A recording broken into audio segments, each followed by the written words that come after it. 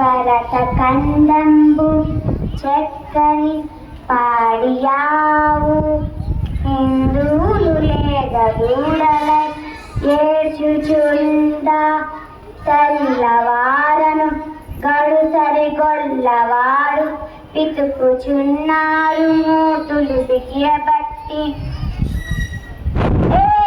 ఆపండి, నేను పాటలు పాడుతుంటే మీ డప్పులు డబ్బాలు వాయిస్తూ నన్ను ఆపాలని చూస్తున్నారా?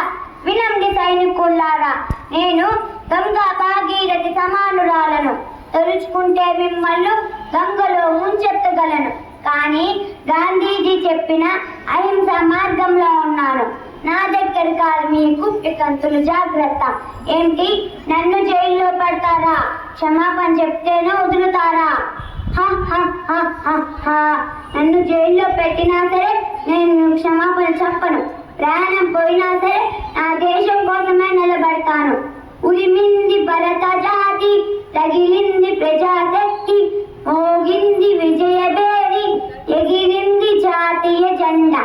స్వేచ్ఛను పొందండి, ఆనందాన్ని అనుభవించండి, ఈ శుభవేళలో తీపి తినండి. నా చిన్నారి స్నేహితులారా, ఎవ్వరికి భయపడకండి, ధైర్యంగా ఉండండి, మన దేశాన్ని ప్రేమించండి. ఇంతకీ నేనెవరో గుర్తుపట్టారా? నేను దువ్వూరి సుబ్బమ్మను. గాంధీజీ నన్ను దేశ బాంధవి అని పిలిచారు. స్వాతంత్ర పోరాటంలో జైలుకు వెళ్ళిన తొలి ఆంధ్ర మహిళను నేను.